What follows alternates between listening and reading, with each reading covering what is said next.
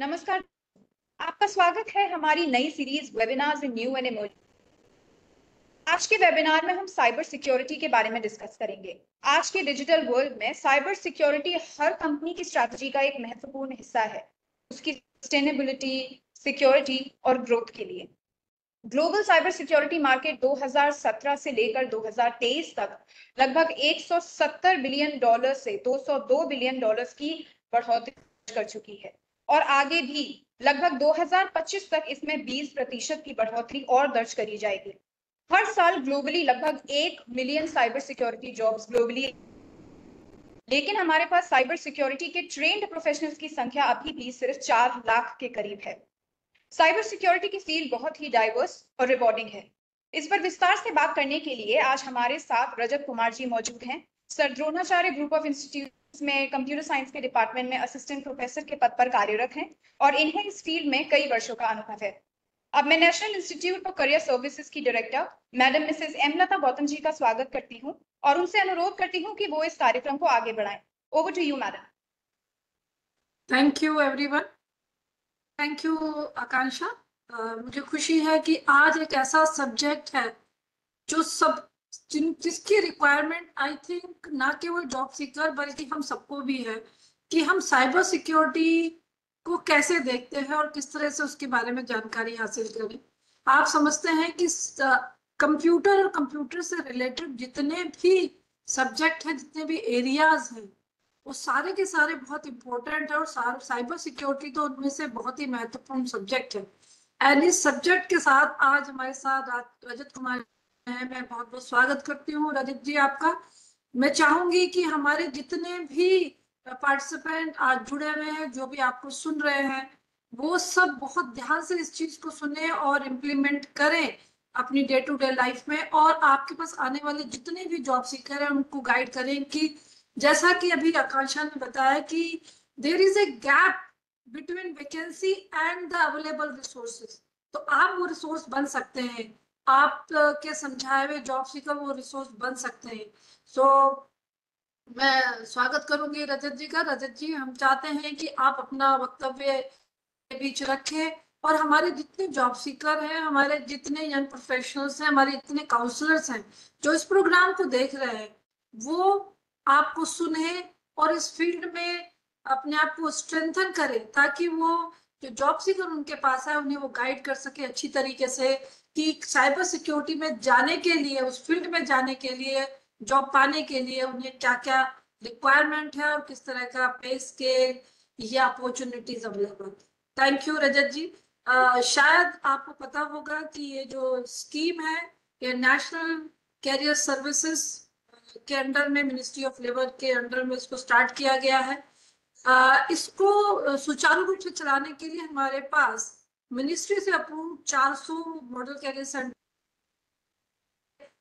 द्वारा तैनात young professional काम कर रहे हैं और जिनका काम है वहाँ के जॉब सीकर को रजिस्टर करना, उनको गाइड करना, एम्प्लॉयर्स को रजिस्टर करना, काउंसलर्स को रजिस्टर करना और इस तरह की मीटिंग अरेंज करना जिससे कि जो जॉब सीकर है उसके एरिया का वो बेनिफिट पा सके, एम्प्लॉयबिलिटी को पा सके और एम्प्लॉयबल बन सके।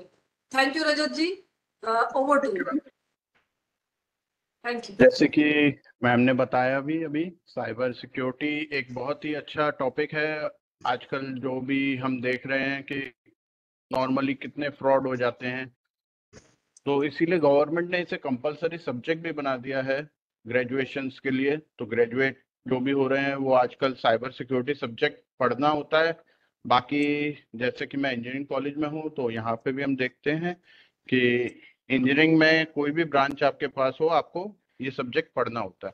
तो बच्चों का बहुत बार ये क्वेश्चन आता है कि साइबर सिक्योरिटी सर हम क्यों पढ़ें, हम तो मैकेनिकल से हैं, हम इलेक्ट्रिकल से हैं, इलेक्ट्रॉनिक्स से हैं।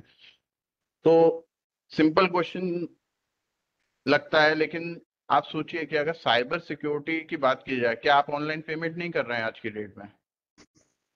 सब लोग कर रहे हैं। क्या आप लोग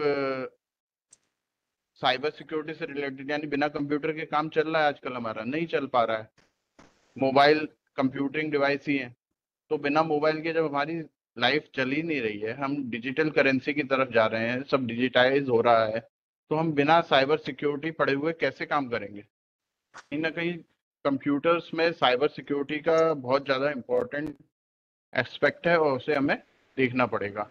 तो एक पीपीटी की थोड़ी सी मदद लेता हूँ ताकि आप लोगों को और ज़्यादा क्लियर हो। तो जैसे कि हम देख रहे हैं साइबर सिक्योरिटी बेसिकली है क्या, इस पे बात करेंगे हम। तो साइबर सिक्योरिटी में जब हम कह रहे हैं कि बेसिकली हमारी इकोनॉमी जो है वो थर्ड हो गई है दुनिया में, यानी कि 6 ट्रिलियन जो यूएस की इकोनॉमी है, उसके बाद हम कहीं ना कहीं थर्ड नंबर पे स्टैंड कर रहे हैं।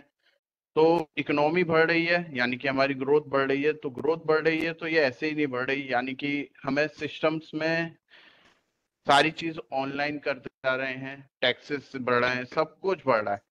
तो जब ग्रोथ बढ़ रही है तो उसके लिए हमें फिर सिस्टम्स भी चाहिए और एक्सपर्ट्स भी चाहिए। तो बहुत ज्यादा जॉब्स हैं इस फील्ड में, बिना इस फील्ड के आप कंट्रोल नहीं कर सकते कुछ भी, क्योंकि किसी ने कहा है, जैसे कि यहाँ पे शेफर्ड प्रोफेसर हैं, इनका कहना था कि एक सिस्टम तभी 100% सिक्योर मैं मानूंगा जब वो स्विच ऑफ हो और कहीं भी प्लग्ड ना हो, यानी कि अनप्लग्ड हो, किसी भी डेटा कनेक्टेड नहीं हो, लॉक्ड हो टाइटेनियम सेफ में और बंकर के अंदर बंद हो, उसके बाद वहां पे नर्व गैस भी हो, फिर गार्ड्स भी हो, उसके बाद तब मैं जाके उसे मानता हूँ सेफ है। यानी कि कोई भी सिस्टम 100% सेफ होता नहीं है, कुछ भी एब्सोल्युटली सिक्योर नहीं है। तो जब कुछ भी सिक्योर नहीं है तो सिंपल सी बात है, हमें क्या रखना पड़ेगा, हमें ध्यान रखना पड़ेगा चीजों का। अगर हमने ध्यान नहीं रखा तो हम प्रॉब्लम में आ जाएंगे। प्रॉब्लम तभी होती है कहीं ना कहीं हम गलती कर जाते हैं जब, वही साइबर अटैकर्स को मौका मिल जाता है हमारे डेटा चोरी करने का, कभी और कभी हमारे पैसे, हमारी मेहनत की कमाई को कैप्चर करने का। तो यहाँ पे हम जब चीजें देखते हैं तो बहुत सारी चीजें हमें समझनी होंगी, जैसे कि सबसे बड़ी चीज है साइबर सिक्योरिटी में इंटरनेट। तो इंटरनेट जो है वो एक ऐसा नेटवर्क है जो दुनिया को कनेक्ट करता है, यानी कि दुनिया भर इससे कनेक्टेड है, दुनिया के लोग सारे इससे कनेक्टेड हैं। जितना इसका फायदा है उससे कहीं छोटा सा इसका नुकसान भी है। तो फायदे ज्यादा है इसलिए हम यूज करेंगे, अगर फायदा नहीं होता तो हम इसे छोड़ भी सकते थे, लेकिन इसके इतने ज्यादा फायदे हैं। आज की डेट में हम कितनी बार बैंक जाते हैं, पहले हमें बैंक जाना पड़ता था, आजकल हम लोगों ने एटीएम जाना ही कम कर दिया है, बल्कि एटीएम जाने की जरूरत नहीं पड़ती। क्यों? क्योंकि यूपीआई की पावर इतनी बढ़िया मिल गई गवर्नमेंट की तरफ से हमें, सिंपली कहीं भी जाके क्यूआर कोड स्कैन किया और पेमेंट कर दिया। वरना हर हफ्ते हम बैंक से पैसे निकाल रहे होते थे और लाइनों में भी लगना पड़ा था। तो ये सारी चीजें खत्म हो गई, क्यों? इंटरनेट बैंकिंग हो गई। इससे पहले बैंक जब कंप्यूटर या इंटरनेट से कनेक्टेड नहीं थे तो लेजर्स जो बनाते थे, यानी कि हमारे बही खाते जो होते थे वो रजिस्टर्स में होते थे, उनमें आग लग जाती थी, चूहे खा जाते थे। तो ये सारी प्रॉब्लम खत्म हो गई। ऐसे ही लैंड रिकॉर्ड्स वगैरह ये सब कुछ हमने इंटरनेट पे कर दिया, तो चीजें अवेलेबल होती जा रही हैं। एज वेल एज सिक्योर बनाना हमारा काम है। तो रिस्क बहुत सारे हैं, कोई भी आपकी आइडेंटिटी चोरी कर सकता है, जैसे रीसेंट अटैक्स आपने खुद भी सुने होंगे, देखे होंगे। कोई भी आपकी फेसबुक का क्लोन बना देता है, इंस्टाग्राम का क्लोन बना लेता है और लोगों से मैसेज करके पैसे मांगना शुरू कर देता है। ये अटैक बहुत ही नॉर्मल हो गया आज की डेट में।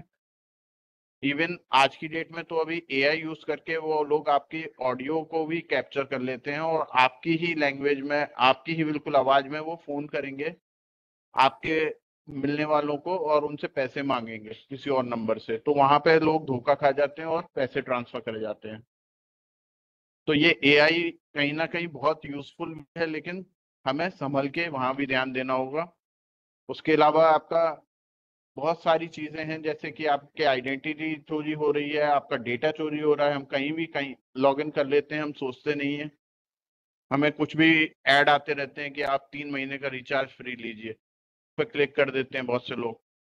तो वहां आपका डेटा चोरी करने का कुछ भी दुनिया में फ्री नहीं मिलता आज की डेट में। अगर आप कहीं भी कुछ भी फ्री ले रहे हैं, मतलब कहीं ना कहीं पीछे से आपको ही पे करना होगा उसे। भी ज्यादा कुछ फ्री मिले तो हमेशा उसे डाउट करिए, ये तो सिंपल नियम है। अगर कुछ भी फ्री मिल रहा है तो जरूर उसे डाउट करिए। तो हम वेब ब्राउजर्स वगैरह यूज करते हैं, कोई भी हमें वेब ब्राउजर कंपनी देती है, उसके बाद हम अपना क्रोम डाल लेते हैं, क्रोम गूगल का है तो हमें भरोसा है तो हम आराम से यूज करते रहते हैं। लेकिन कुछ वेबसाइट्स ऐसी हैं जो वहां पे भी आपके इंस्टॉलेशन करा देती हैं, जिससे ऐड आने शुरू हो जाते हैं फोन्स में, और वो भी आपका डेटा चोरी करते हैं। कुछ ऐसे गेम्स हैं इंटरनेट पे जो आप गेम फोन में डाल लेंगे तो फोन आपका ईयरफोन ऑन रखेगा, तो आपकी बातें सुनता रहते हैं, और आपका डेटा जो है वो बिग डेटा के थ्रू निकाल यूज करते हैं ऐड देने के लिए। आपको कभी आपको ऐड दे रहे हैं, कभी कुछ और। अभी रिसेंटली आपने सुना होगा पेगासस सॉफ्टवेयर इंस्टॉल हो गया था काफी नेताओं के सिस्टम्स पे, तो वहां से भी उन्होंने अटैक किया था। तो ये अटैक्स बहुत ही अलग अलग तरीके से हो सकते हैं, जैसे कि मैं एक fake tower, mobile tower create करके भी अटैक कर सकता हूँ किसी मोबाइल के ऊपर, क्योंकि हमारे फोन को बस इतना पता है कि नियर बाई जो टावर है जिसमें स्ट्रेंथ अच्छी आ रही है उसे हमें कैच करना है। तो वो ये नहीं चेक कर पाता कि ये ओरिजिनल कंपनी का टावर है या नहीं, उसे अगर वो सिग्नल मिलते हैं तो वो उन्हें कैप्चर कर लेता है।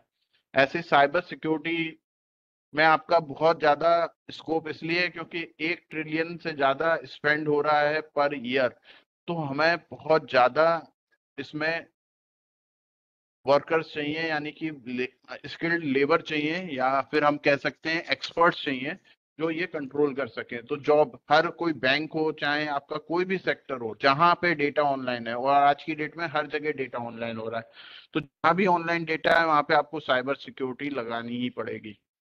क्योंकि हमारे को पता है कि जब भी अवेलेबिलिटी बढ़ेगी तो सेफ्टी सिक्योरिटी हमारी बढ़ती जाएगी। ये बात करें हम तो ये रहा कॉन्फिडेंशियलिटी, इंटीग्रिटी और अवेलेबिलिटी, ये एक ट्राइंगल की तरह शो किया गया है यहाँ पे। अवेलेबिलिटी यानी कि अगर आप किसी भी इंफॉर्मेशन को अवेलेबल करा रहे हैं किसी को भी, तो कहीं ना कहीं उसकी कॉन्फिडेंशियलिटी और इंटीग्रिटी गड़बड़ कर जाएगी, और सिक्योरिटी इसी से वॉइड होगी। ये हमारे साथ भी होता है। अगर हम लोग बात करें, हम अपने घर के दरवाजे किसी के लिए हमेशा के लिए खोल दें, यानी अवेलेबल अपने आप को रखें 24 घंटे, तो कोई भी आपके घर आ सकता है, तो क्या आप सिक्योर हैं? नहीं रहेंगे। तो सिक्योरिटी बढ़ेगी, यानी कि आपने अपने गेट बंद किए तो आप अवेलेबल नहीं है 24 घंटे के लिए किसी के लिए। तो हर नेता हो चाहे कोई भी हो, अगर वो ज्यादा अवेलेबल होंगे तो उनकी सिक्योरिटी ब्रीच होगी कहीं ना कहीं। कॉन्फिडेंशियलिटी यानी रिस्ट्रिक्टेड एक्सेस होता है। अगर हमने किसी भी चीज का रिस्ट्रिक्शन नहीं रखा तो कोई भी आके कुछ भी चेंज, यानी कि अगर ये पीपीटी है मैं यहाँ पे ओपन कर दूं और यहाँ छोटे स्टूडेंट हो तो हो सकता है कोई उठा के इसमें चेंज कर दे कुछ। तो ये कॉन्फिडेंशियलिटी है, यानी कि डेटा की कॉन्फिडेंशियलिटी ऑथराइजेशन होना चाहिए। अगर ऑथोराइज यूजर यूज कर रहा है तभी डेटा वैलिड है, नहीं तो वैलिड नहीं रहता। इंटीग्रिटी की बात की जाए तो डेटा आप चेंज नहीं कर सकते, अगर चेंज कर रहे हैं तो अनऑथोराइज्ड पर्सन चेंज ना करे, सिर्फ ये वही चेंज करेंगे जो कि एलिजिबल हैं इसके चेंज करने के लिए। यानी कि आपका बैंक अकाउंट का बैलेंस कोई भी जाके आपको ऑप्शन अगर दे दिया जाए आप अपने बैंक अकाउंट में बैलेंस चेक कर सकते हो, उसमें एडिट का भी बटन हो, तो आप एडिट करके कितने भी पैसे डाल सकते हैं, तो क्या बैंकिंग सिस्टम फेल नहीं हो जाएगा? कभी किसी का बैलेंस खत्म होगा? किसी का भी खत्म नहीं होगा। तो हमें ये चीजें ध्यान रखनी होंगी बहुत ज्यादा। अगर हमने यहाँ पे कॉन्फिडेंशियलिटी और इंटीग्रिटी को मेंटेन नहीं रखा तो डेटा अवेलेबल तो रहेगा लेकिन किसी का नहीं रहेगा। तो इसीलिए इन तीनों को हम ट्राइंगल में शो करते हैं, और ये तीनों बहुत ही इंपॉर्टेंट चीजें हैं। अगर बात करें हम डेटा के अटैक्स की, तो हम आजकल डेटा क्लाउड पे स्टोर करते हैं। तो क्लाउड टेक्नोलॉजी क्या होती है मैं थोड़ा सा ये भी बता देता हूँ। क्लाउड बेसिकली जो बादल आसमान में उनकी बात नहीं हो रही, वरना अगर ऐसा होता तो डेटा बारिश की तरह बरस रहा होता हमारा। तो क्लाउड टेक्नोलॉजी को क्लाउड नाम इसलिए मिला है क्योंकि हम उसे डायग्राम में बेसिक क्लाउड की तरह दिखा देते थे। कोई भी चीज के आसपास हम क्लाउड बना देते थे। तो जब भी हम डेटा स्टोर करते हैं तो उसे दिखा, मल्टीपल डेटा है तो ऐसा क्लाउड जैसा स्ट्रक्चर बना देते थे, तो वहां से ये नाम निकला था क्लाउड। क्लाउड का बेसिक पर्पज है कि हमें डेटा को स्टोर करना है किसी कंप्यूटर के अंदर, तो उसको सेफ्टी और सिक्योरिटी हमें प्रोवाइड करनी होगी, तभी आपका डेटा सेफली स्टोर हो पाएगा। तो आज की डेट में जैसे हमारा कोई भी इंपॉर्टेंट डेटा है तो हम उसे मेल कर लेते हैं अपने आप को, ताकि अगर बाई चांस फोन फॉर्मेट हो जाए, कभी फेल हो जाए, तो भी वो डेटा हमें मिल जाए। गूगल ड्राइव पे रख लेते हैं। गूगल ड्राइव क्या है? स्टोरेज है क्लाउड में। तो गूगल पे हमें इतना भरोसा है कि हम अपने इंपॉर्टेंट डॉक्यूमेंट वहां पे रख देते हैं। तो ये सेफ्टी और सिक्योरिटी प्लस हमारे क्या है, रिलायबिलिटी है। हमें पता है कि गूगल डाउन नहीं होगा, तो हमें गूगल पे जैसे डेटा कहीं से भी किसी भी डिवाइस से आराम से एक्सेस कर पाएंगे। सिंपली हमें क्या करना होगा, सिर्फ अपने जीमेल से लॉगिन करना होगा, और लॉगिन करते ही हमें डेटा एक्सेस मिल जाएगा। लेकिन ये बात हमें पता है तो ये बाकियों को भी पता है। तो अगर आपका पासवर्ड किसी को मिल गया गूगल का, और ईमेल आईडी आसान है किसी भी पता लगाना, तो क्या होगा, आपका गूगल ड्राइव का पूरा डेटा जो आप सिक्योर समझ के, सेफ सिक्योर समझ के इस ड्राइव पर रखा था, वो सारा का सारा चोरी हो सकता है आराम से। तो एज अ इंडिविजुअल हमारा डेटा बहुत इंपॉर्टेंट नहीं है, लेकिन एज अ कंपनी अगर आप सोचें तो कंपनीज के डेटा कितने इंपॉर्टेंट होते हैं और कितने ज्यादा सिक्योर होते हैं। तो आजकल बहुत टाइप के अटैक्स होते हैं सेफ्टी और सिक्योरिटी से बचाने के लिए। तो क्लाउड पे बात हो रही थी, तो क्लाउड पे अगर डेटा स्टोर है आपका, तो क्लाउड कंपनीज प्रोवाइड करेंगी आपको सेफ्टी सिक्योरिटी। तो क्लाउड बेसिकली डेटा स्टोर करता है डेटा सेंटर्स पे, और डेटा सेंटर्स अभी तक ज्यादातर चाइना में थे, जिन्हें बंद करा हमारी गवर्नमेंट ने। यानी कि गवर्नमेंट ने बहुत सारी बैन की हैं आपकी वेबसाइट्स और एप्स जहां पे डेटा चाइना में स्टोर हो रहा था, क्योंकि चाइना में उन्होंने एक रूल बना रखा है, अगर डेटा सेंटर हमारे यहाँ तो आपको डेटा हमारे साथ शेयर करना होगा। तो यानी चाइना में जो डेटा जाता है वो गवर्नमेंट के साथ शेयर हो जाता है, जबकि इंडिया में ऐसा कोई रूल नहीं है। तो अब इंडिया में हमने अपने डेटा सेंटर सेटअप कर रखे हैं, और उसके अलावा हम और डेटा सेंटर्स बना रहे हैं। बाकी रिमेनिंग डेटा सेंटर्स यूएस वगैरह में हैं बाकी कंपनीज के। कुछ के डेटा सेंटर्स समुद्र के अंदर भी हैं, वो समुद्र के अंदर रखे जाते हैं ताकि वो ठंडे रहें पानी से। तो यहाँ अलग अलग टेक्नोलॉजीज यूज होती हैं। डेटा सेंटर्स हैं, डेटा सेंटर बेसिकली क्या है, कंप्यूटर्स हैं बहुत सारे, जो बहुत सारा डेटा स्टोर करके रखते हैं और बहुत सारे टाइम ऑन रहते हैं। तो हम कॉन्फिडेंशियलिटी की बात कर रहे थे, इसके आगे इंटीग्रिटी की बात करी हमने। तो ये सारी चीजें मैंने आपको बताई। और अवेलेबिलिटी, ये 3 टीयर्स हैं। अगर ये 3 टीयर्स अवेलेबल नहीं होंगे तो डेटा सिक्योर रख पाना मुश्किल हो जाएगा। अब बात करते हैं हमारे को थ्रेट्स क्या क्या है, यानी कि हमारे को खतरे क्या क्या हैं। तो खतरा है हमारा डेटा, सबसे पहले तो चोरी हो सकता है। वल्नरेबिलिटी क्या क्या है, यानी हमारे सिस्टम की वीकनेस क्या क्या है, कहाँ से वो चोरी हो सकता है, वो वल्नरेबिलिटी कहलाती है। जैसे हम वीडियो गेम खेलते थे बचपन में, तो अगर आप वीडियो गेम खेल रहे हैं तो कभी कभी हमें चीट कोड मिल जाते थे। वो चीट कोड क्या थे, वो जो कोडिंग गेम की गई थी उसके अंदर कोई वल्नरेबिलिटी छूट गई थी, जिसकी वजह से वो चीट कोड बने। तो ये वल्नरेबिलिटी है। ऐसे ही जब भी कोई सॉफ्टवेयर वगैरह बनाते हैं तो उसके अंदर भी हमारे वल्नरेबिलिटीज छूट जाती हैं, यानी कि बैकडोर थ्रेट्स होते हैं। अगर वो किसी को पता चल जाए तो उसे वो यूज करके आपके डेटा को चोरी कर सकता है। उसके अलावा वायरस होते हैं, वर्म्स होते हैं, बहुत टाइप के आपके। वर्म्स बेसिकली क्या है, जो अपने आप को रेप्लिकेट करते हैं, यानी कि एक बार आपके सिस्टम पे आ गया तो वो अपनी कॉपी बनाता रहेगा। उसके अलावा वायरस हैं, तो वायरस आपका वर्किंग को इफेक्ट करेंगे, यानी कि जो सिस्टम है उसकी वर्किंग को रोकने की कोशिश करेंगे। वहीं डिफरेंट टाइप ऑफ अटैक्स की बात की जाए तो आपका नंबर 1 पे फिशिंग, जो कि बहुत ही खतरनाक अटैक है। फिशिंग बेसिकली क्या है, फिशिंग के अंदर आपकी जो भी वेबसाइट्स हैं उनके क्लोन बना दिए जाते हैं। यानी कि अगर आपका एक बैंक की वेबसाइट है जिस पे आप लॉगिन करते हैं इंटरनेट बैंकिंग के लिए, अगर मैं सिमिलर नाम की एक और वेबसाइट बना दूं और इसी वेबसाइट का पूरा लुक एंड फील उस पर कॉपी कर दूं, तो आपको पता ही नहीं चलेगा कि ये सेम टू सेम, यानी कि आप गलत वेबसाइट पे पहुंच गए हो। अब मैं एक वेबसाइट बनाऊंगा जिस पे आपको एक ऑफर दूंगा कि यानी 100 रुपए का जो प्रोडक्ट आ रहा है वो आपको 10 रुपए में मिल जाएगा। आपको क्या करना है, बस 10 रुपए का पेमेंट करिए। तो आप सोचोगे यार 10 रुपए ही तो है, 100 रुपए का प्रोडक्ट या 200 रुपए का या 1000 रुपए का प्रोडक्ट है जो मुझे 10 रुपए में मिल रहा है क्योंकि नई वेबसाइट आई है। आप सिंपली क्या करोगे, वो कहेगा इंटरनेट बैंकिंग से आप लॉग इन करके इसका पेमेंट कर सकते हो। आपने उस पर जाके क्लिक किया, इंटरनेट बैंकिंग का पेज उसने खोला। अब आपको नहीं पता कि वो पेज कैसा है, ओरिजिनल बैंक का पेज खोला भी है उसने या फिर उसने फिशिंग वाला पेज खोल दिया है। अगर उसने फिशिंग वाला पेज खोल दिया तो क्या करेंगे, आप जाके उसमें अपना लॉगिन आईडी और पासवर्ड डालेंगे। लॉगिन आईडी पासवर्ड बैंकिंग का जैसे आप डालेंगे वो आपको क्लिक करवाएगा, क्लिक करते ही वो डेटा पेज रिफ्रेश होके अब ओरिजिनल पेज पे चला जाएगा। आपको लगेगा यार इंटरनेट की कोई दिक्कत थी इसलिए दोबारा से डालना पड़ेगा। डेटा उसने स्टोर कर लिया आपका लॉगिन आईडी पासवर्ड। अब अगले पेज पे जब आप दोबारा डालेंगे अब वो आपके ओरिजिनल बैंक पे ले गया और वहां से आपको 10 रुपए का पेमेंट करवा दिया ना, प्रोडक्ट आपके पास आया, 10 रुपए भी गए और आपका डेटा भी चला गया, लॉगिन आईडी पासवर्ड। अब उससे वो कितने भी पेमेंट कर सकता है। ऐसे बहुत सारे अटैक्स हो रहे थे तो बैंक ने क्या किया, बैंक भी हमारे अपडेट होते रहते हैं क्योंकि वहां भी साइबर सिक्योरिटी एक्सपर्ट्स बैठे हैं। तो अभी जो नया हमने कोशिश की है वो की है कि ओटीपी, अब आपका जब भी आप इंटरनेट बैंकिंग लॉगिन करते हैं और पेमेंट करने जाते हैं तो वहां भी ओटीपी आने लगा है, सिंपल पासवर्ड से नहीं होता है। तो फिशिंग को कंट्रोल करने के लिए ये हमने नया तरीका अपनाया है। ऐसे ही एटीएम से पैसे निकल रहे थे तो वहां भी हमने 10,000 के ऊपर ओटीपी लगा दिया। लेकिन क्या ओटीपी हमेशा के लिए सिक्योर है, इतना सिक्योर है?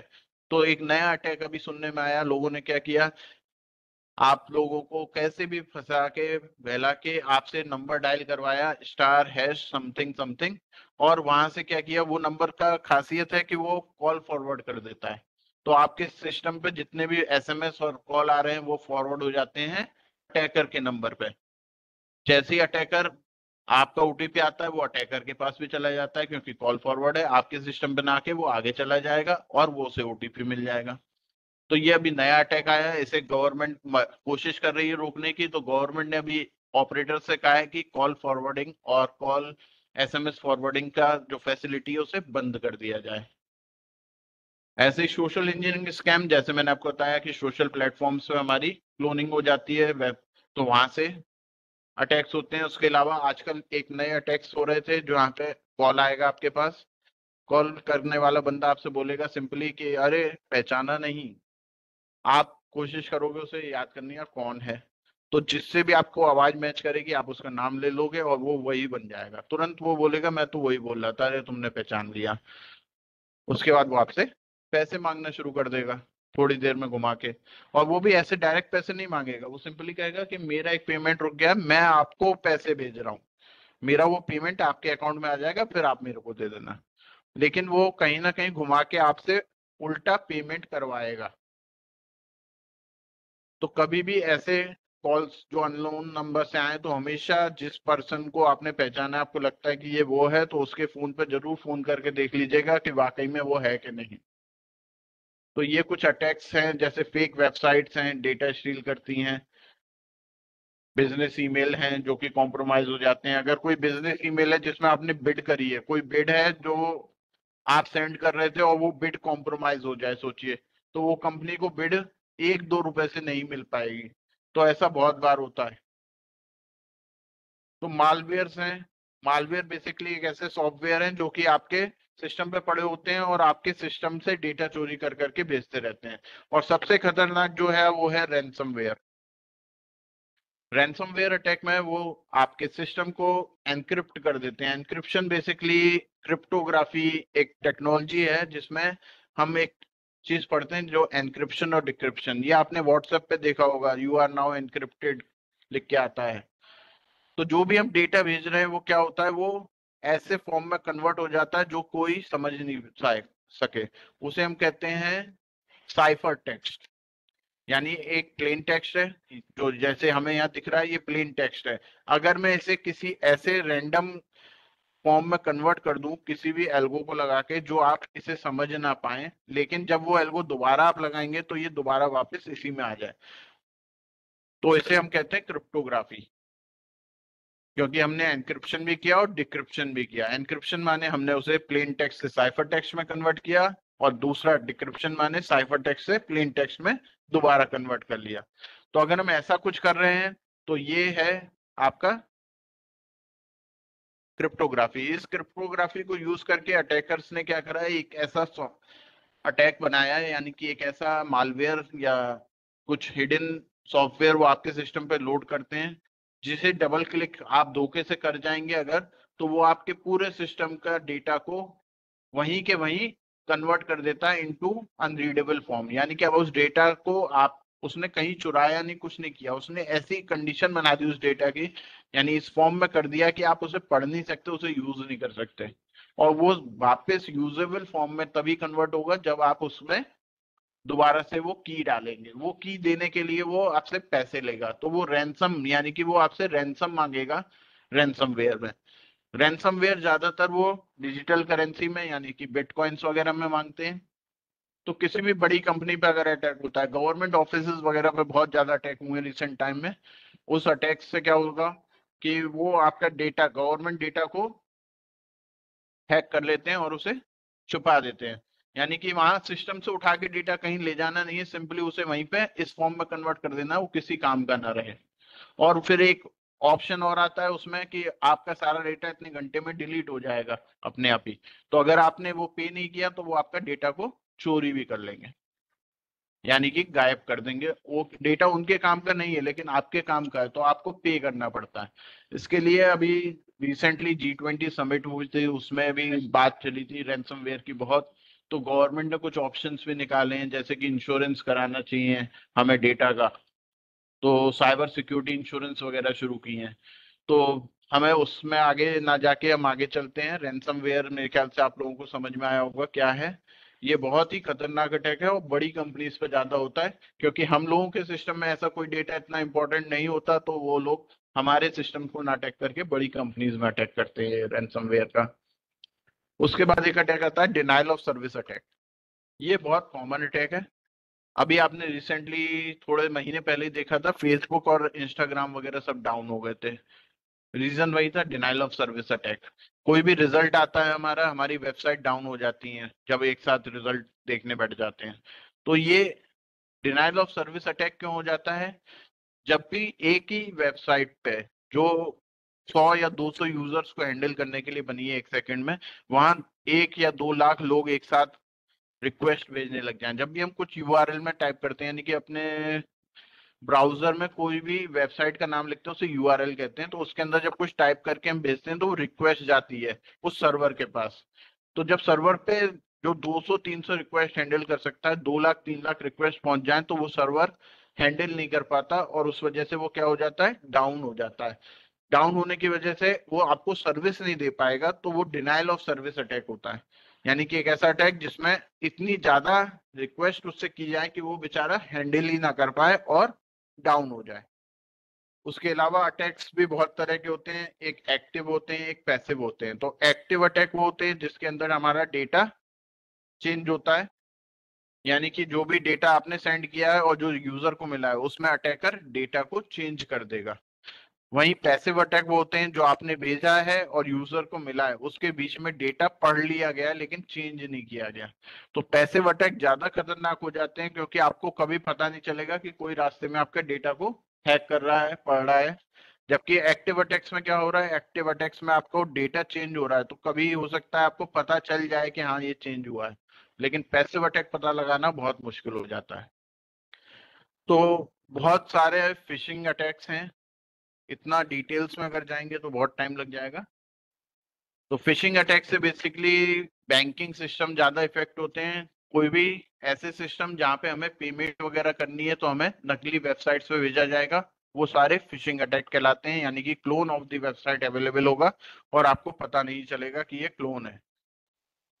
अभी गवर्नमेंट ने और भी चीजें करी, जैसे इंटरनेट बैंकिंग वगैरह के पासवर्ड भी आपको हर 6 महीने में बदलने होंगे। तो हम कुछ ना कुछ नए नए चीजें करते जा रहे हैं।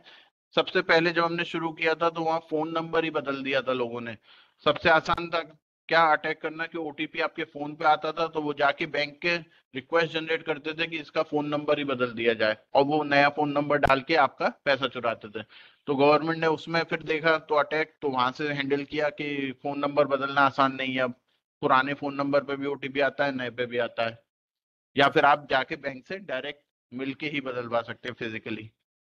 तो ऐसी बहुत सारी चीजें हैं जो हो रही हैं। ईमेल्स हैं, मालवेयर्स आते हैं आपके पास। आपको कई बार मेल आए होंगे कि आपके इतने की लॉटरी लग गई, उतने की लॉटरी लग गई। तो यहाँ तक तो ये सारे अटैक्स हैं। उसके बाद आता है फिर, हमने वर्ड सुना है सबने, हैकिंग। तो साइबर सिक्योरिटी जब हम सुनते हैं तो आधे लोग जो ज्यादा कुछ नहीं जानते उन्हें बस इतना पता होता है हैकिंग हो जाती है या हैकिंग कर ली जाती है। तो हैकिंग बेसिकली इतना आसान काम नहीं है। हैकिंग के अलावा भी बहुत सारे अटैक होते हैं। हैकिंग करना मतलब है किसी भी सिस्टम के ऊपर काबू करना, यानी कि अगर मेरा लैपटॉप है, अगर कोई इस टाइम हैक करने की कोशिश करेगा तो कहीं ना कहीं मैं कोई ऐसी गलती कर रहा हूँ जहां से वो लूप ढूंढेगा घुसने का और मेरे ऊपर अटैक कर देगा। अटैक करके वो फिर इस सिस्टम को खुद चला सकता है, इसके डेटा को कॉपी कर सकता है और चीजें कर सकता है। तो हमने ये सब देखा भी है, फिल्मों वगैरह में दिखाते भी है बहुत सारा, जहाँ पे मतलब हैकिंग करते दिखाते हैं, सीधे साइबर अटैक मतलब हैकिंग ही हो जाता है उनका। तो अब बात आती है कि हम इसमें हैकिंग में दो टाइप की है हैकिंग। एक पहली जो है वो आपकी है कि हम लोग हैकिंग अगर कर रहे हैं तो क्या किया जाए, यानी कि अगर आपने किसी अच्छे काम के लिए हैकिंग की है, जैसे गवर्नमेंट्स के हैकर्स होते हैं तो उन्हें कहते हैं हम एथिकल हैकर्स। एथिक्स मतलब जहां आप कुछ चोरी करने के लिए नहीं बल्कि किसी के भला करने के लिए काम कर रहे हैं। और दूसरा है हैकर्स। हैकर्स जो है आपके डेटा को नुकसान पहुंचाते हैं, यानी कि वो चोरी करते हैं। तो एक चोर और एक पुलिस टाइप की मान सकते हैं आप, जिसे हम कहते हैं एथिकल हैकर्स। एथिकल हैकर्स का काम है डेटा को सिक्योर करना या थोड़ी बहुत हैकिंग करना उस तरीके से कि हम अपनी सिक्योरिटी के लिए वो हैकिंग करते हैं। तो यहाँ पे फिर अब हम बात कर लेते हैं इसमें कैरियर्स कैसे बनाया जाएगा या काम रहेगा। तो सबसे पहला जो सबसे जरूरी काम, अगर आपको साइबर सिक्योरिटी में जाना है तो सबसे जरूरी काम यही है कि आपको बेसिक्स ऑफ कंप्यूटर्स आने चाहिए, यानी आपको कंप्यूटर तो आना ही चाहिए। अगर आपको कंप्यूटर यूज करना नहीं आता, चलाना नहीं आता है, तो फिर साइबर सिक्योरिटी में आपको दिक्कत होगी। तो 10th-12th के बाद इसके इतने ज्यादा इफेक्टिव कोर्स नहीं है, क्योंकि आपको पहले कंप्यूटर्स में थोड़ा बहुत नॉलेज लेनी होगी काम कर। हाँ, अंडर ग्रेजुएशन से इससे बहुत सारे कोर्सेज हैं। तो मैं एक और पीपीटी शेयर करता हूँ आपके साथ, या वैसे भी बता सकता हूँ मैं। जैसे कि हम बात करें, एक क्वेश्चन आया है, मोबाइल ब्लिंक, एक मिनट, क्वेश्चन आंसर के टाइम पे ले लेते हैं क्वेश्चंस। तो आप लोग क्वेश्चन भेज दीजिए, देख लेंगे उन्हें। अभी जो बात कर रहे थे बेसिकली हम कि इसमें आप बीटेक कर सकते हैं, उसके अलावा बीएससी कर सकते हैं, बीसीए, एमसीए, ये सारे जो कोर्सेज हैं आपके, ये जो कोर्सेज हैं ये आपको साइबर सिक्योरिटी में मिल जाते हैं। आजकल प्राइवेट यूनिवर्सिटीज हैं जो आपको बीटेक इन साइबर सिक्योरिटी, उसके अलावा बीएससी इन साइबर सिक्योरिटी देती हैं। ठीक है, तो ये कोर्सेज आप कर सकते हैं। इसके अंदर पहले आपको बेसिक कंप्यूटर्स आना जरूरी होता है। तो पहले साल में तो आपको कंप्यूटर्स का बेसिक ही पढ़ाया जाएगा, चाहे आप बीएससी कर रहे हैं, बीसीए कर रहे हैं, कुछ भी। तो कंप्यूटर नेटवर्क्स एक सब्जेक्ट है हमारा, जिसमें जिसके थ्रू ये इंटरनेट वगैरह सारा चलता है। तो ये भी हमें आना चाहिए। कंप्यूटर नेटवर्क का बेसिक इंफॉर्मेशन होनी चाहिए हमारे पास, कंप्यूटर्स की सारी बेसिक इंफॉर्मेशन होनी चाहिए, तभी हम साइबर सिक्योरिटी में काम कर पाएंगे। तो अगर आप कोई डिप्लोमा या सर्टिफिकेशन करना चाहते हैं तो उसके लिए भी आपको कंप्यूटर की बेसिक नॉलेज होना इसमें जरूरी होगा।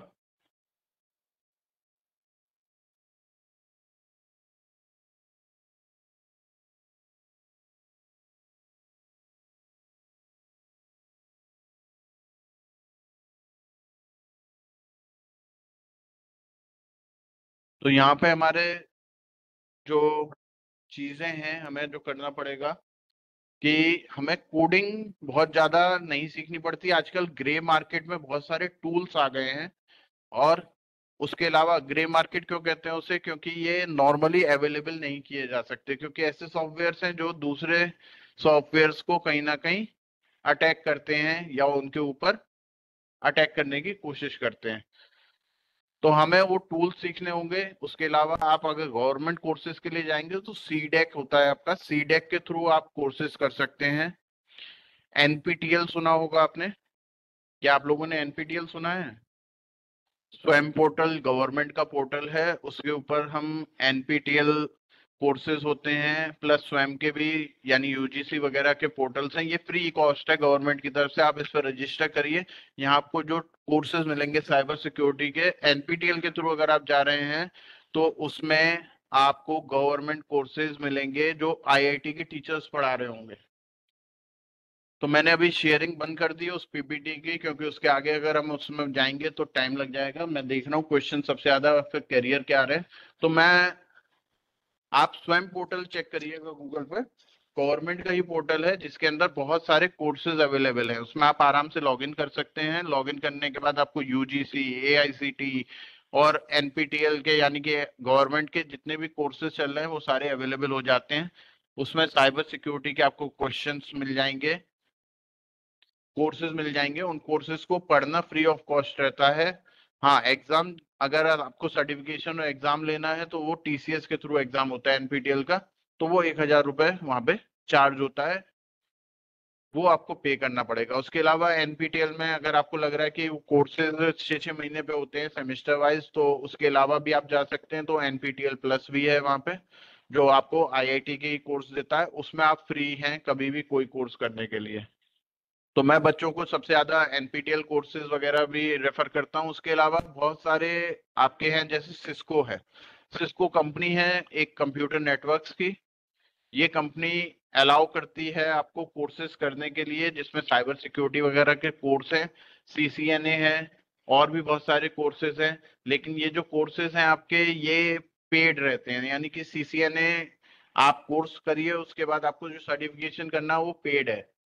कोर्स आप कर सकते हैं, नेस्कॉम भी दे रहा है कोर्स। ऐसे बहुत सारे चीजें हैं, यानी कि आप गूगल करेंगे तो आपको बहुत सारे कोर्सेज मिल जाएंगे। अगर आपको प्रॉपर डिग्री लेनी है तो डिग्री आपको मिलेगी बेसिकली बीटेक इन साइबर सिक्योरिटी में, बीएससी इन साइबर सिक्योरिटी में, बीसीए इन साइबर सिक्योरिटी। उसके बाद फिर आप अंडर ग्रेजुएट का पोस्ट ग्रेजुएट में जाते हैं, वहां साइबर सिक्योरिटी है तो एमटेक वगैरह साइबर साइबर सिक्योरिटी में होता है। साइबर सिक्योरिटी से एमटेक आप आराम से कर सकते हैं। तो ये सारी चीजें बेसिकली आपको कंप्यूटर्स आना थोड़ा कंपलसरी है, यानी कि 10th-12th के बाद अगर आप साइबर सिक्योरिटी में जाना चाहेंगे तो थोड़ा सा टफ है आपके लिए। उसके अलावा बहुत सारी प्राइवेट ऑर्गेनाइजेशंस भी हैं जो आपको ये प्रोवाइड करती हैं सर्टिफिकेशंस। जैसे कॉमर्स बैकग्राउंड स्टूडेंट्स का भी क्वेश्चन आ रहा है, तो कॉमर्स बैकग्राउंड वाले भी कर सकते हैं साइबर सिक्योरिटी में। ये कंपलसरी है गवर्नमेंट की तरफ से, जो भी आप ग्रेजुएशन कोर्स कर रहे हैं उसमें साइबर सिक्योरिटी पढ़ना कंपलसरी कर दिया गया है। तो साइबर सिक्योरिटी तो हर एक के लिए कंपलसरी है ही। इसमें अगर आपका इंटरेस्ट है तो आप बिल्कुल जा सकते हैं, क्योंकि आप देखिएगा जो भी बड़े हैकर्स हैं वो कोई भी डिग्री होल्डर नहीं होते हैं। वो ऐसा नहीं है कि वो बीटेक करके बैठे हैं। वो उन पर, हाँ, ये जरूर होगा कि बचपन से वो कंप्यूटर चला रहे होंगे और उनका दिमाग उसी हिसाब से चलता है, तो उस हिसाब से वो लोग अपना चीजें हैंडल करते हैं और जिस भी चीज में लग जाते हैं वहां पे काम करने लगते हैं। कोडिंग एक्सपर्ट्स वगैरह जो हैं वो भी अटैक करते हैं। बेसिकली जो आपको क्या करना है अटैक करने का, बहुत ही सिंपल तरीका है। जैसे कोई सॉफ्टवेयर है उसमें आपको लूप होल्स वल्नरेबिलिटी को ढूंढनी है। अगर वल्नरेबिलिटी मिल गई आपको, यानी कि कोई ऐसी जगह मिल गई जहां वो अटैक हो सकता है, तो वो आराम से आप परफॉर्म कर सकते हैं। तो बहुत सारे क्वेश्चंस आ रहे हैं डेवलपमेंट वगैरह के रिगार्डिंग भी, तो इन पे भी बात करेंगे।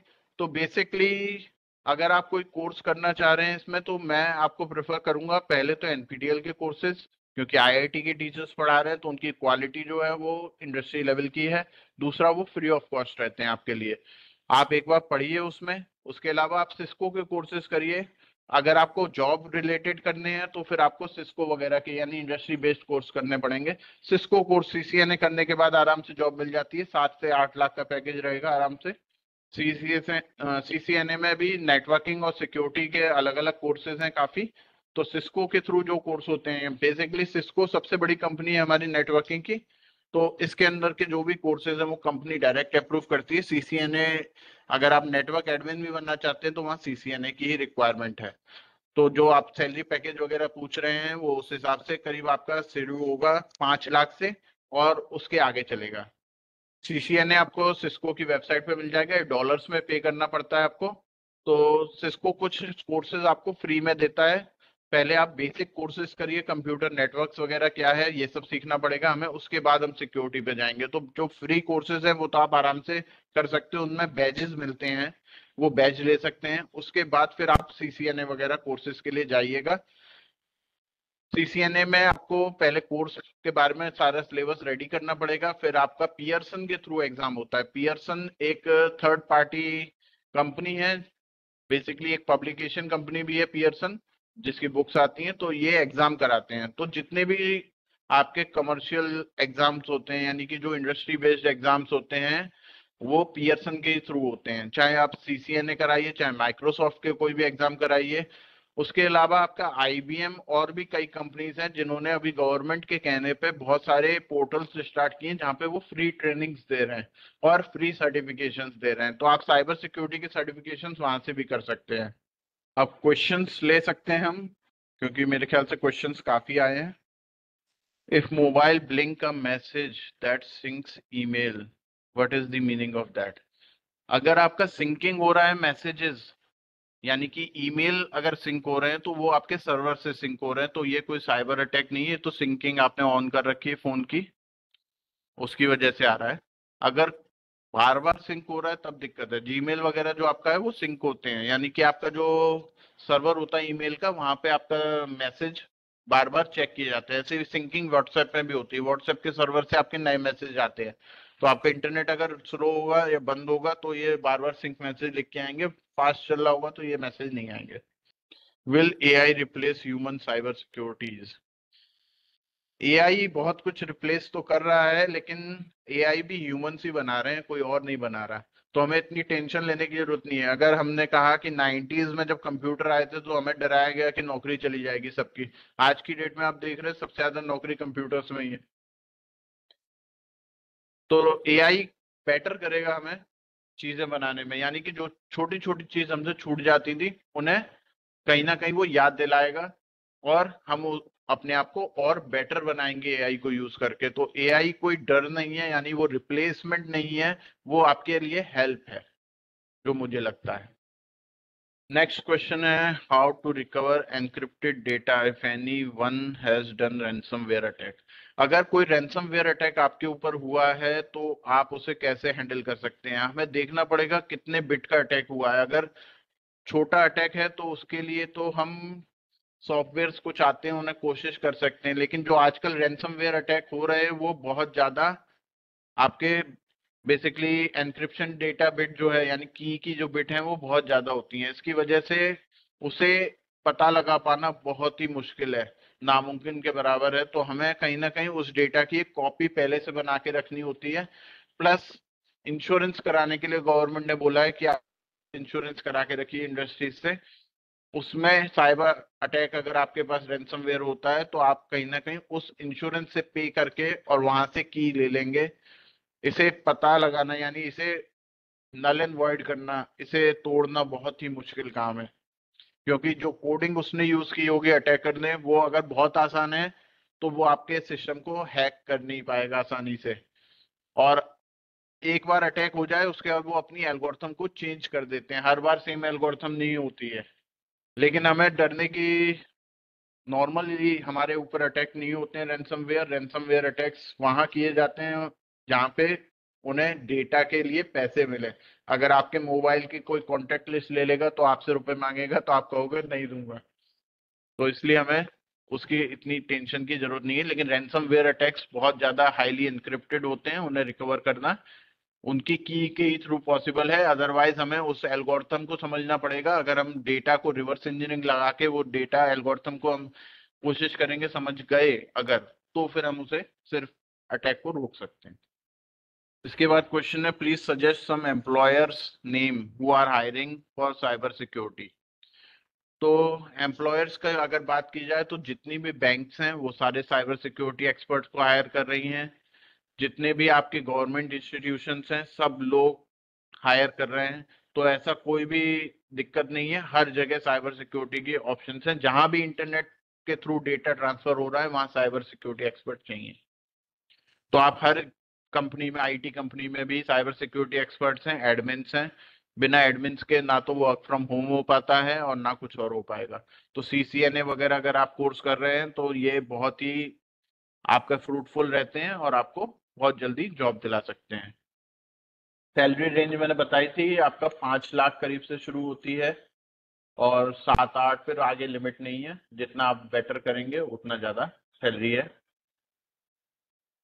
How can we generate employment in this sector? तो एम्प्लॉयमेंट बेसिकली अटैकर्स इतने ज्यादा हैं और हम लोगों को बचा सकते हैं। साइबर सिक्योरिटी एक्सपर्ट्स हायर करेंगे, जैसे अगर एक हम नॉर्मल साइबर सिक्योरिटी के लिए कोर्सेज वगैरह करा के लोगों को ये करें कि लोगों की हेल्प करने के लिए, यानी कि उन्हें जागरूक करने के लिए कोशिश करें, तो हम कर सकते हैं। तो वहां पे हम एम्प्लॉयमेंट बढ़ा सकते हैं इस सेक्टर में।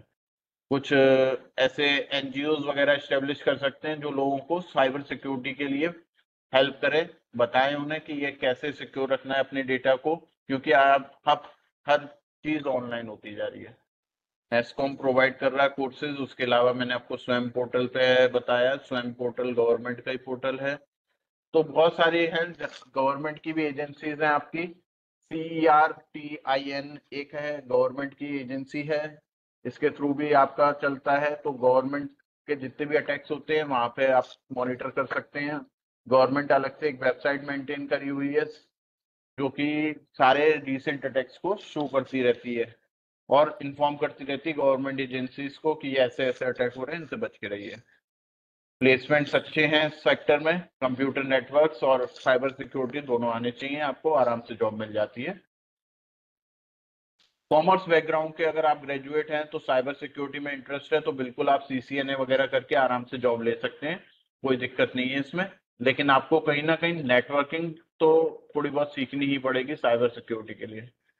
अगर आप कोडिंग एक्सपर्ट्स हैं तो कोडिंग में भी आप एनक्रिप्शन डिक्रिप्शन लगा के बहुत सारी चीजें कर सकते हैं, यानी आप एल्गोरिथम्स ऐसी बना सकते हैं जो कि एनक्रिप्टेड डेटा को तोड़ सके, तो उसमें रैंसमवेयर में अटैक होगा। उसके अलावा आप आजकल जो नया AI के बेसिस पे अटैक्स हो रहे हैं, जैसे कि आपका डीप फेक हो रहा है या फिर आपकी ऑडियो को कैप्चर किया जा रहा है, तो ऐसे कोडिंग करके हम एल्गोरिथम्स वगैरह या ऐप बना सकते हैं जो कि हमें बताएंगे कि ये ओरिजिनल नहीं है, ये आपका AI बेस्ड है। एक क्वेश्चन आया, साइबर सिक्योरिटी और डेवलपमेंट कौन सा बेटर है? तो मेरे हिसाब से तो दोनों ही बेटर हैं, लेकिन आपके ऊपर डिपेंड करता है। अगर कोई कोडिंग में बहुत एक्सपर्ट है यानी उसे डेवलपमेंट ही पसंद है तो वो डेवलपमेंट की फील्ड में जाए, और जिसे नेटवर्किंग में इंटरेस्ट है वो साइबर सिक्योरिटी की फील्ड में जाए। ये फील्ड्स अलग अलग हैं। ये आप जब कोई कोर्स करेंगे तो उसमें आप एक्सपर्ट किस फील्ड में होंगे, वो बहुत सारी चीजें हैं। किसी को AI अच्छा लगता है, किसी को कुछ अच्छा लगता है, तो ये आपके ऊपर डिपेंड करेगा, आपका जिसमें मन हो उसकी तरफ जाना चाहिए। साइबर सिक्योरिटी की डिमांड नो डाउट आजकल बहुत है और डेवलपमेंट तो शुरू से चल ही रहा है। तो मैंने पियर्सन बताया था, तो उसके लिए लोगों ने लिखा कि पब्लिकेशन बुक्स पब्लिश करता है। उसके अलावा वो थर्ड पार्टी ऐप है जो आपको जो भी एग्जाम देने होंगे इंडस्ट्री लेवल के, वो सारे आपको पियर्सन ही कराता है ज्यादातर। तो उसके लिए पियर्सन सेंटर्स बने हुए हैं, नोएडा, दिल्ली, ये मेन मेन शहर में सब में पियर्सन सेंटर रहते हैं, ज्यादातर इंजीनियरिंग कॉलेज वगैरह में ही रहते हैं। तो वहां पे आपको जाके अपने एग्जाम देने होते हैं। इनके पास सॉफ्टवेयर्स होते हैं जो चेक करते हैं कि आप चीटिंग वीटिंग नहीं कर रहे हैं, तो उस हिसाब से वो मॉनिटर करके आप एग्जाम शेड्यूल करिए, अपॉइंटमेंट लीजिए और फिर एग्जाम दीजिए। एक कोई है जिन्होंने एक्सपीरियंस किया यानी उनके ऊपर रैंसमवेयर अटैक हो गया था जिसकी वजह से उन्हें एनक्रिप्टेड डेटा नहीं मिल पाया, जिस वजह से फॉर्मेट करना पड़ा। यही दिक्कत है कि जो एल्गोरिथम्स है वो बहुत ज्यादा पावरफुल हैं आज की डेट में, तो वो रैंसमवेयर को रोक पाना बस एक ही तरह से पॉसिबल है कि हम कोई भी ऐसे सॉफ्टवेयर डाउनलोड ना करें, जैसे गूगल प्ले स्टोर से ही करें ऐप डाउनलोड। ऐप स्टोर के अलावा अगर आप कर रहे हैं तो आपका रिस्क है, क्योंकि बहुत सारी एप्स ऐसी हैं जो पीछे ट्रोजन, बेसिकली ऐसे सॉफ्टवेयर होते हैं जो हिडन रहते हैं, और जब उन्हें एक टाइम चाहिए होता है उस एग्जैक्ट टाइम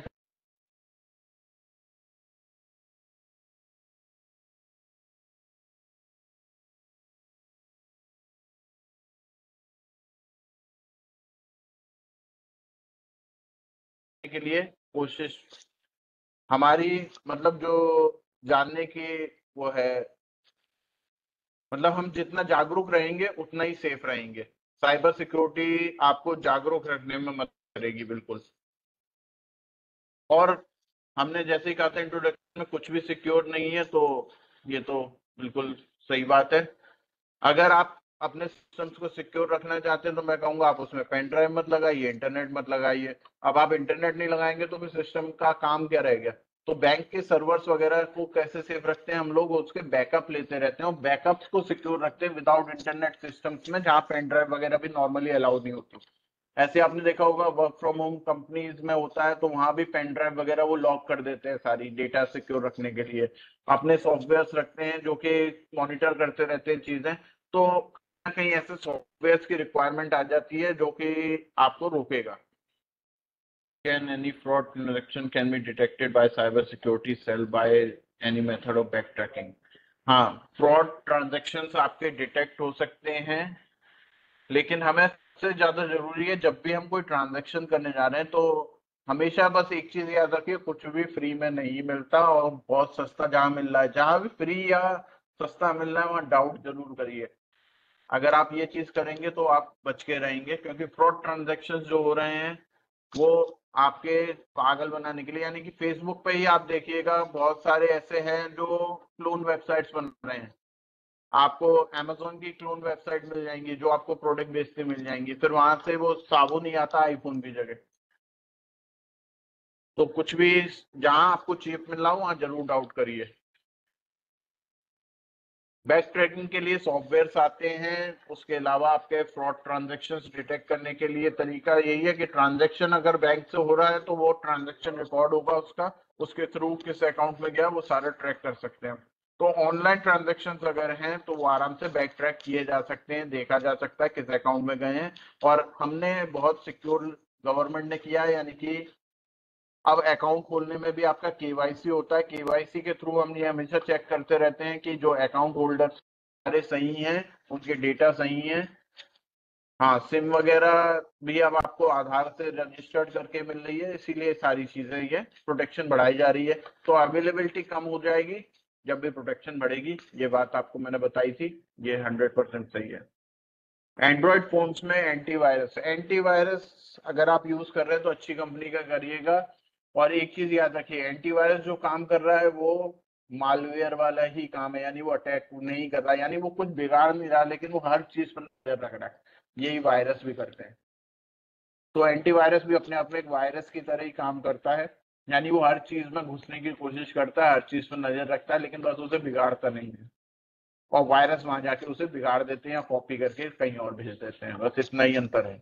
तो एंटीवायरस भी आपके सिस्टम्स को स्लो करते हैं, लेकिन हर जो लेमैन है, लेमैन से मतलब है यानी जो एक्सपर्ट नहीं है, उसे एंटीवायरस यूज करने चाहिए और अच्छी कंपनी के करने चाहिए। किसी ऐसी कंपनी के एंटीवायरस में पड़ जाइए जिसका नाम भी नहीं सुना, पता चले वो आपका डेटा खुद ही उठा के बेच रहा है। आपको 100 रुपए में एंटीवायरस तो दे दिया उसने, आपका डेटा सारा पार कर दिया। क्योंकि एंटीवायरस जब आप इंस्टॉल करेंगे तो उससे सारी परमिशन मांगेगा वो आपसे, और परमिशन ऐसे ले लेगा कि वो आपके एसएमएस भी रीड कर सकता है, कॉल्स लॉग वगैरह सब रीड करेगा, तो वो कुछ भी चोरी कर सकता है सर। तो हमेशा go for paid version of antivirus, और जो कि अच्छी क्वालिटी के यानी अच्छी रिनाउंड कंपनीज के हों। अगर आपके फोन हैक हो जा रहे हैं तो अभी आपने देखा होगा कुछ कंपनीज ने किया है, जैसे अगर आपके फोन में कोई भी कैमरा या कुछ भी ऑन होता है तो ऊपर सैमसंग ने किया, अभी रिसेंटली मेरे फोन में आ रहा है, अगर माइक्रोफोन वगैरह कुछ भी ऑन है तो डॉट बन के आ जाता है, ग्रीन या व्हाइट कलर के डॉट्स आते हैं जो आपको बताते हैं कुछ ना कुछ आपके फोन का यूज हो रहा है। तो ये सारी चीजें हैं, जैसे कैमरा है, लैपटॉप के कैमरा में हमने लगाया था एलईडी, पहले नहीं आता था, अभी लगाया, क्यों? क्योंकि लोग हैक करके लोगों का कैमरा ऑन कर देते, उन्हें पता ही नहीं होता था, पूरे टाइम उनका डेटा चोरी हो रहा है, वो लाइव चल रहा है, उन्हें पता ही नहीं, उनकी लाइफ पूरी लाइव कर दी गई थी। तो इसलिए कैमराज में अब शटर बटन भी दे दिया और इसके अलावा एलईडी भी दे दी, जब भी कैमरा ऑन होगा बगल में एलईडी ऑन हो जाती है, तो आपको बताती रहती है कि आपका कैमरा ऑन है। नेक्स्ट है आपका free cyber security software that can be install to protect. Cyber security software ऐसे कोई एग्जैक्ट नहीं होते हैं, ये एल्गोरिथम्स अलग अलग हैं, जैसा आपका डेटा उस हिसाब से ही आपको सिक्योरिटी लेनी पड़ेगी। अगर आपका डेटा बहुत सिक्योर है तो उस हिसाब से चीजें करनी पड़ेंगी, यानी कि डेटा की ऊपर डिपेंड करेगा। तो अगर आप मेरे से कहेंगे कि मैं साइबर सिक्योरिटी सॉफ्टवेयर कोई बताऊं तो फिर मैं एंटीवायरस ही बताऊंगा आपको। फायरवॉल और एंटीवायरस दो ही चीजें हैं। फायरवॉल बेसिकली जो भी डेटा इनकमिंग आउटगोइंग जा रहा है उस पर नजर रखता है, प्लस आपका एंटीवायरस आपके सिस्टम के जितने भी एप्स हैं उन सब पे नजर रखेगा। आई थिंक मैंने सारे क्वेश्चंस लगभग आंसर कर दिए हैं। ये सेशन आपके लिए फ्रूटफुल रहा होगा और नॉलेजेबल रहा होगा। कोई फीडबैक हो तो आप अभी भी चैट बॉक्स में दे सकते हैं। बाकी मेरी तरफ से इतना ही आज के लिए। Thank you. आप सबको अच्छा लगा तो मेरा ईमेल आईडी या फोन नंबर आपको मिल जाएगा। मेरी वेबसाइट है प्रोफेसर रजत PROFRAJATKUMAR professorrajatkumar.com। तो वहां आपको मेरी इंफॉर्मेशन मिल जाएगी। ये Dronacharya group of institution greater Noida में मैं प्रोफेसर हूँ, तो यहाँ से आप ले सकते हैं। चलिए फिर, थैंक यू मेरी तरफ से। Ma'am thank you over to Rajat you. Ji. I hope आपका जो सेशन है वो बहुत ही अच्छा रहा है, क्योंकि मैंने सुना है आपका सेशन को। एंड हमारे जो वाईपीज हैं, हमारे जो काउंसलर्स हैं, जिस तरह से इंटरेस्ट लेके आपसे इंटरेक्शन कर रहे थे, उससे पता चलता है कि कितना इन्वॉल्व होके उन्होंने इस चीज को सुना है, समझा है। मुझे उम्मीद है कि आपका जो ये लेक्चर है या आपका जो वेबिनार है, ये हम सबके बहुत काम आएगा। और जो बच्चे इस फील्ड में अपना करियर बनाना चाहते हैं, वो मोटिवेट होंगे आपके इस वीडियो को देख करके। एंड शायद आपको पता होगा कि आपका जो ये वीडियो है, ये एडिट होने के बाद हमारे यूट्यूब, जो कि सभी जॉब सीकर के लिए फ्री ऑफ कॉस्ट है।